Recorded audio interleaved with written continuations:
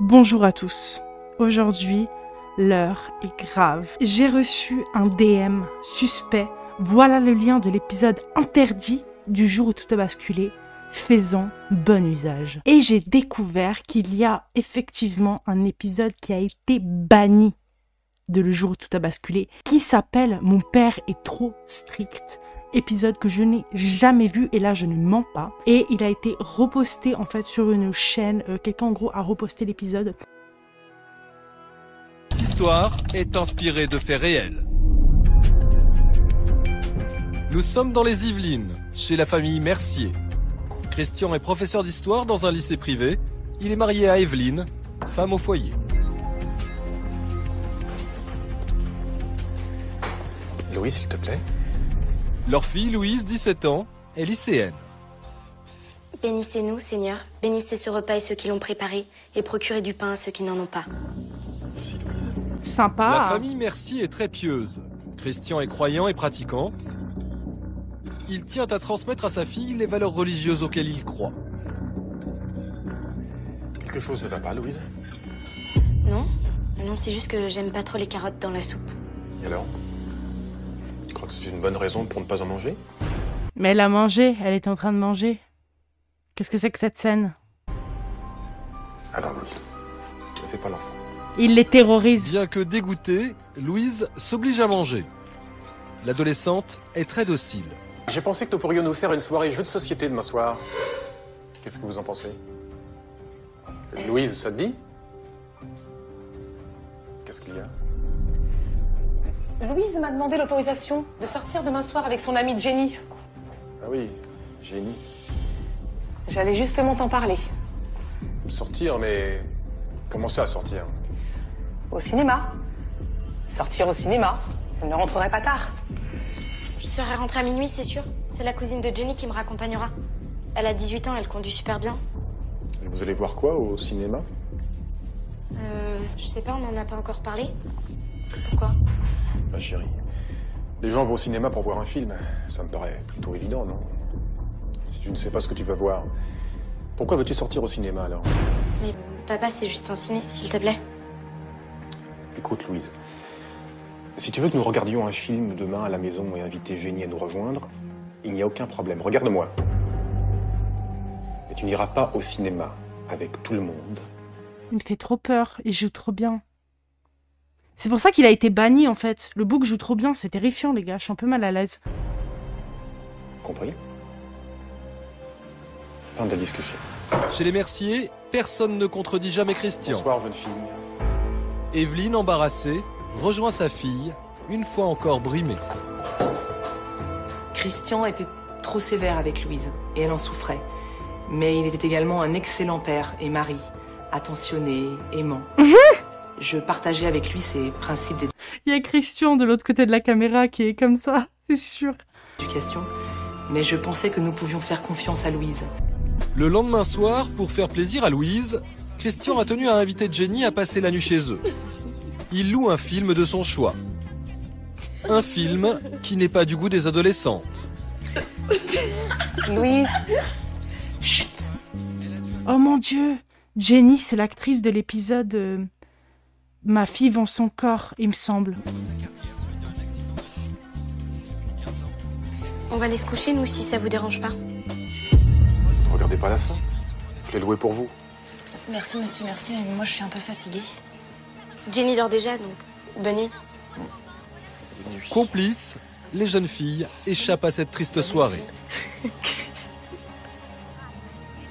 Laisse-les, elles veulent se retrouver toutes seules. C'est normal. J'avais pas le droit d'avoir de portable, ni d'ordinateur, pas de maquillage, pas de robe vulgaire. Elles étaient toutes vulgaires pour lui. Quelle horreur. Je pouvais pas sortir en soirée, ni au cinéma, ni me voir des amis seuls. J'étais en cage.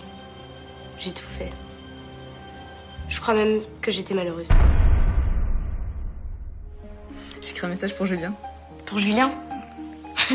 Le mode de vie très strict imposé à Louise ne fait pas d'elle une fille populaire au lycée. Jenny est sa seule amie. Elle est même un modèle de liberté à ses yeux. Bon, je te comprends pas. Il t'a raccompagné chez toi après, c'est ça? Ouais. Mais avant, on est resté dans sa voiture. Et là, il a commencé à m'embrasser, puis tu sais... Non mais Jenny, t'es sérieuse? Mais tu vois, j'en étais sûre, je te l'avais dit. T'as fait quoi? Bah toi, t'aurais fait quoi? Mais attends, mais c'est Julien.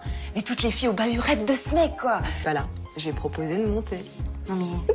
à la maison, genre mais Jenny, mais t'es dingue! Il a dit... Mais vous savez qu'elle joue pas si mal que ça, elle joue assez bien. Hein. Elle me fait trop de la peine, la petite. Quoi, vous êtes monté? Mais évidemment qu'on est monté, mais sérieux, des fois, j'ai l'impression... Enfin bref, donc on est monté. Dans la chambre. T'es mis sur le... Louise. Papa? Papa, qu'est-ce que tu fais? T'es là depuis combien de temps? Assez pour comprendre que tu n'as rien à faire avec cette jeune fille, Louise. Mademoiselle, prenez vos affaires. Ma femme va vous raccompagner chez vous, immédiatement. Papa, je t'en supplie, fais pas ça. Papa, s'il te plaît. Allez. Je vous interdis de parler de nouveau à ma fille. Et estimez-vous heureuse que je n'appelle pas vos parents à propos de ce que je viens d'entendre. Louise a terriblement honte Allez! et elle en veut beaucoup à son père d'avoir gâché sa soirée. Non mais je le déteste. Ça me brise le cœur, je vais pleurer. Dieu nous regarde, Louise, en permanence. Ne l'oublie pas. Nos péchés ont... Mais toi, Dieu il te regarde aussi en fait. Et tu rends pas ta fille heureuse, faut être logique aussi. C'est quoi ça? ont des conséquences. Allez! Oui. Allez! Ne touchez pas! Descendez! Allez! J'ai halluciné, mais complètement. Il m'a vraiment fait flipper. J'ai vraiment cru qu'il allait nous frapper, Louise et moi. Je savais qu'elle avait des parents stricts, hein, mais à ce point-là... Quand je suis rentrée chez moi, je me suis sentie sale, j'étais choquée et humiliée. Il m'a vraiment pris pour la dernière des putes. Louise n'y pouvait rien, je le savais, ça. Je me suis un peu éloignée d'elle, mais j'avais vraiment pas envie de retraîner avec et de retrouver son père. Mais il joue super bien dans cet épisode. Pourquoi il a été banni à part ça? C'est un des épisodes les plus tristes. Ça me brise le cœur. J'ai envie d'adopter Louise. Jenny ignore que Louise est très sévèrement punie ce soir-là, à force à prier dans sa chambre pendant des heures. La jeune fille est exténuée. Papa voulait que je me lave de toute mauvaise pensée. Alors on a prié toute la nuit. J'étais épuisée, je tombais de fatigue. Mais la prière, c'est pas les quantités. En plus, il est trop bête, ce gars. Quand tu pries, c'est la qualité de la prière qui est importante, non? Jenny était ma seule amie, alors quand je suis allée au lycée le lundi d'après, j'ai essayé d'aller la voir pour m'excuser, pour expliquer le comportement de mon père. Mais elle est restée distante. Ça m'a brisé le cœur. Je me suis retrouvée toute seule. Les autres me regardaient bizarrement, on se moquaient de moi. Après ça, j'ai commencé à devenir triste, angoissée. Je comprenais pas vraiment pourquoi, mais chaque jour, c'était de pire en pire. Quelques semaines après la violente altercation entre sa meilleure amie et son père, Louise va très mal. Elle ne s'alimente presque plus et elle ne parle à personne. Louise? Mais moi, j'aurais fugué, hein. Franchement, la pauvre. Bah Louise, qu'est-ce qui se passe? Ma puce, parle-moi, qu'est-ce qu'il y a? Louise? Elle n'arrêtait pas de pleurer. J'essayais de la faire parler, mais elle ne disait rien, elle sanglotait, c'est tout.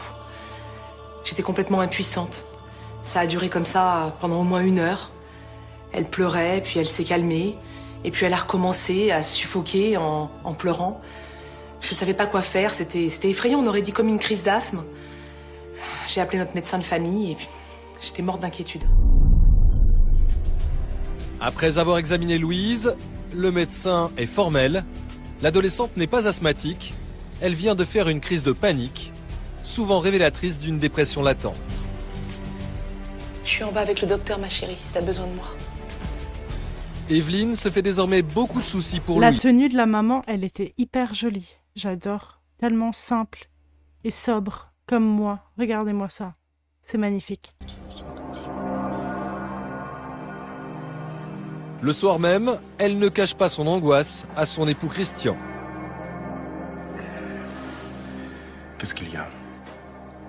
Je suis inquiète, Christian. Très inquiète. Il faut faire quelque chose. Louise est en train de sombrer. C'est ce que je fais, mon amour. Je prie. Je prie pour elle, pour nous, pour notre amour et notre bonheur. Dieu va nous venir en aide. Et confiance. Non mais tu ne comprends pas, Christian. Louise est en train de faire une dépression. Elle va mal, tu l'as vu. Le médecin est venu et il a dit qu'on devrait aller voir quelqu'un. Pour parler. Et qu'il a donné un traitement. Je ne crois pas que ce soit nécessaire. Elle est juste un peu perturbée, c'est tout. C'est une ado. C'est une ado, justement, comme tu dis. Elle a besoin de vivre comme une ado. De s'amuser, de rire, de sortir avec des filles ou des garçons, d'ailleurs. Elle est raisonnable. Non, écoute, là, Evelyne, tu déraisonnes. Écoute-toi un peu. Louise est très heureuse, elle a tout ce dont elle a besoin. Y compris l'amour de Dieu et de ses parents. Nous allons prier pour elle et tout reviendra dans l'ordre. Compris?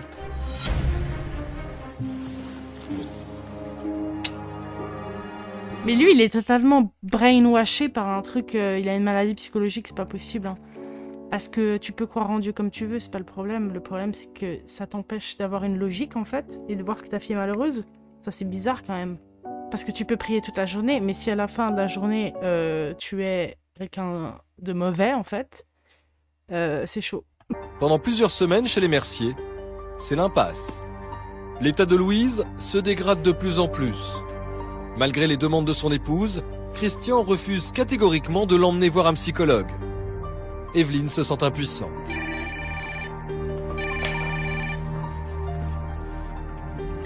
Allô, oui? Non, c'est sa mère. Ah, bonjour Jenny. Comment ça va? Oui, elle a été malade cette semaine, mais elle va beaucoup mieux. Oui, elle est à côté de moi. Je vais te la passer. Tout ce qu'elle veut, c'est des amis. C'est trop triste. La vérité, c'est super triste. À très bientôt, Jenny. Au revoir. Allô, Jenny? Oui, je suis trop contente que t'appelles. Ça va? Ça faisait des semaines que ma fille dépérissait à petit feu. Elle ne mangeait plus, dormait le plus clair de son temps, n'avait même plus le courage d'aller en cours. C'était un calvaire pour moi de la voir dans cet état-là. Alors lorsque je l'ai vue revivre devant mes yeux, juste grâce à ce coup de téléphone de son ami, là je me suis dit qu'il fallait que je fasse quelque chose, que j'intervienne. Non, la vie que Christian lui faisait vivre était beaucoup trop stricte, trop dure. Ouais, ciao, Jenny. Bisous. Ma puce, qu'est-ce qu'il y a? Ça me fait plaisir de te voir comme ça. C'est Jenny. Elle fête ses 18 ans ce week-end et ses parents lui laissent l'appart demain soir. Et tu voudrais y aller, c'est ça? Laisse tomber, c'est bon, j'ai compris. Attends, ma puce. Evelyne ne supporte plus de voir sa fille dépérir lentement. Elle décide d'intervenir. Ça te ferait vraiment plaisir d'y aller? Ah bah, tu vas pouvoir y aller. T'es vraiment sérieuse là? C'est trop Je vais me débrouiller avec ton père. Bah, qu'est-ce qui se passe? Vous fêtez quelque chose? Non, rien de spécial. Pourquoi il marche comme ça, là? Oh, il m'énerve. Non? Ah oui? J'ai entendu sonner, c'était qui au téléphone? C'était ma mère. Oui, parce que je lui avais dit que Louise était souffrante. Elle a proposé de l'inviter au restaurant avec papy. Très gentil de sa part. C'est quand? Demain soir. Elle irait dormir chez maman et je la récupérerai dimanche matin. Ah, très bien, d'accord. Si ça peut rendre le sourire à ma fille.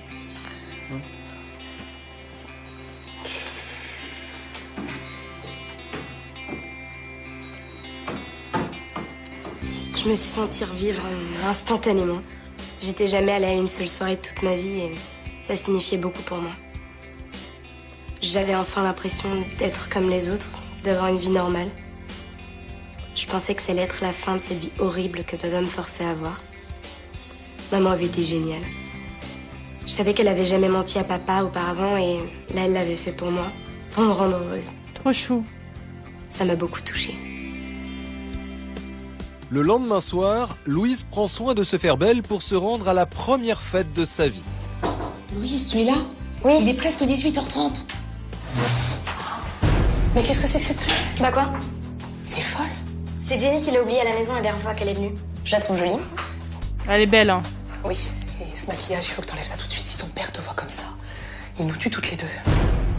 Bon, tu enlèves ta robe, tu la mets dans ton sac et tu la mettras à la fête, d'accord? Excuse-moi, je suis bête. Je pensais que... Les boucles d'oreilles sont affreuses. J'ai envie qu'elle enlève. Ah, ça gâche tout.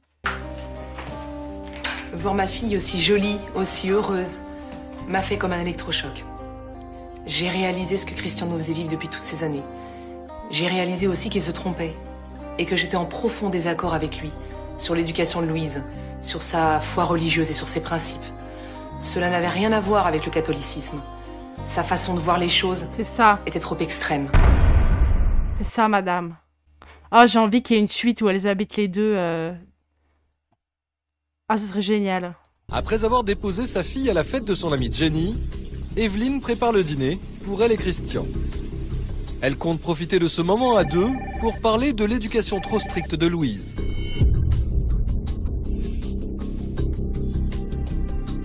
Mais la soirée va prendre une tournure inattendue et dramatique. Pourquoi tu me regardes comme ça? Arrête, tu me fais peur. Il fait trop peur. Nouvelle? Oui, une très mauvaise nouvelle. Ah? Bah, je t'écoute. Ma femme est une sale menteuse. Pourquoi tu dis ça, chérie? Je comprends pas. Je viens d'avoir ta mère au téléphone. Je lui ai demandé comment allait Louise. Ne t'inquiète pas, j'allais tout expliquer. Mais tais-toi! C'est une menteuse! Répète après moi. Mes paroles sont souillées. Répète. Mes paroles sont souillées. Il avait de la haine dans les yeux.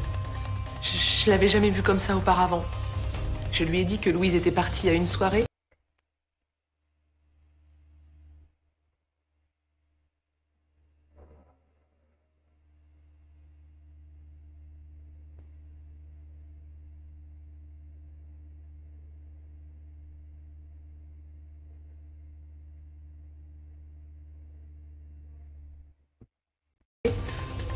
Mais j'ai refusé de lui dire où et ça l'a rendu complètement fou.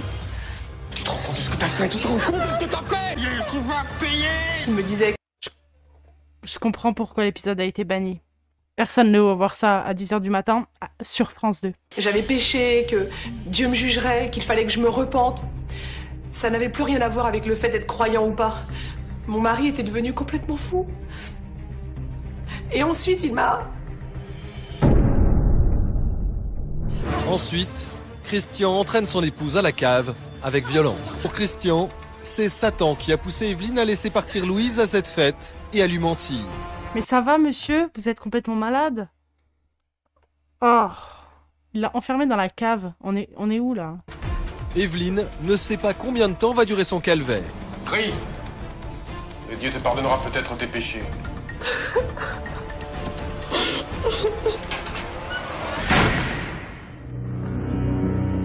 Le lendemain matin, sans nouvelles de sa mère, Louise se fait raccompagner chez elle par une amie. Mais quand elle rentre dans la maison, Papa? elle la trouve Maman? étrangement calme. Y a quelqu'un? C'est papa. Ne t'inquiète pas. Tout va bien se passer. Il a chloroformé sa fille. Quelque chose s'était passé. Quelque chose de grave. Je connaissais mon père et ses crises de rage, mais de là imaginer qu'il puisse faire un truc pareil... Ma puce. Parle-moi, ma chérie. Au bout de quelques heures, Louise se réveille dans la cave où sa mère a passé la nuit. Maman, où on est? T'inquiète pas, ma chérie, je suis là, ça va bien se passer. Christian, je t'en prie, laisse-nous sortir. C'est de ma faute, je suis désolée, je recommencerai plus. Excuse-moi. Et toi? Vous avez péché. Toutes les deux. Et vous devez vous purifier. Vous allez faire carême. Carême, Christian, carême, c'est 40 jours. Non? Si, Evelyne, 40 jours. 40 jours de purification. Mais le carême, il n'y a pas une période en plus. Le carême, c'est en février ou un truc comme ça. Tu peux pas juste faire carême quand tu veux, non? Je vous aime plus que tout, ta mère et toi. Je vais vous aider. Sauver vos âmes. Et confiance. Priez pour votre délivrance. Dieu nous écoute. Oui, chérie. Mère et fille Mais il est trop con. Moi, je suis désolée, pendant le carême, tu peux boire normalement. viennent de passer 3 jours sans boire ni manger. Louise est en danger, Evelyne doit lui trouver de l'eau à tout prix. Alerté par les bruits provenant de la cave, Christian descend. Tu veux que je t'attache? Non, Christian, mais donne-nous juste un petit peu d'eau, s'il te plaît. De l'eau pour boire, pour notre toilette. Pour Louise. Je t'en supplie, après nous prierons, tant que tu voudras. Juste un peu d'eau. Tiens bon. Mais les gars, il est schizophrène, je crois. Parce que là, il croit vraiment qu'elles sont possédées, etc. Genre, il y croit, quoi. C'est quoi, ça? Merci. Evelyne et Louise sont au plus mal. Christian tient sa parole et leur apporte de l'eau. Je savais que Christian reviendrait le lendemain matin. Pour nous forcer à prier encore et encore. Mais je savais aussi que c'était la dernière nuit que nous passions dans cet enfer. Tue-le! Je devais sortir Louise de là. Oui, je devais le faire. Le lendemain, Christian revient comme prévu. Mais L'idée de Guedin, là, elles auraient pu mettre un petit fil pour qu'il trébuche et qu'il se pète la gueule et qu'il se casse la nuque dans les escaliers. Je le déteste. cette fois-ci, il est attendu. Evelyne? Louise? Où êtes-vous? Depuis 4 jours maintenant, la mère et la fille vivent un véritable enfer. À quoi vous jouez? Pour Evelyne, le calvaire a assez duré. Hein? Il est temps pour elle d'affronter son mari. Où est-ce que vous êtes? Evelyne, montre-toi!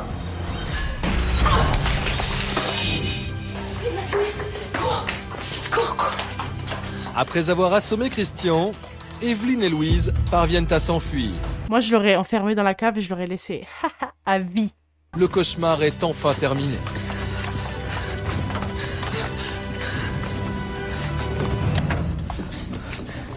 J'ai cru qu'on allait mourir dans cette cave. Je pense que si maman n'avait rien fait, on serait mortes toutes les deux. Je pense que n'importe quelle maman aurait fait la même chose. Ma fille était en danger. Il fallait que je fasse quelque chose et vite. J'ai frappé Christian de toutes mes forces. J'ai cru que je l'avais tué. On a foncé chez ma sœur et puis on a appelé la police. Quelques heures plus tard, les policiers se rendent chez Christian. Ils le retrouvent en état de transe. Le père de famille se laisse arrêter sans résister. Christian a été mis en examen pour séquestration et violence. On a mis des mois à essayer d'oublier ça. Et aujourd'hui encore, c'est difficile. Très difficile. C'est horrible. J'ai jamais revu papa. Tant Plus mieux. jamais. Christian, qui a perdu la raison et sombré dans l'extrémisme religieux, a été déclaré pénalement irresponsable de ses actes. Aujourd'hui, il est interné en hôpital psychiatrique. Ah ouais. De leur côté, Louise et Evelyne essaient de commencer une nouvelle vie. L'adolescente reste traumatisée par ces événements, mais elle tente de se reconstruire peu à peu, notamment avec l'aide de Jenny, son amie fidèle. Jusqu'à présent, elle refuse de revoir son père. Evelyne, elle, rend parfois visite à Christian.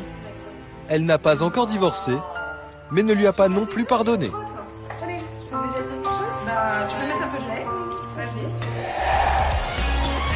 C'était tellement triste. Voilà, c'est la fin de cette vidéo. Elle était super déprimante, les gars.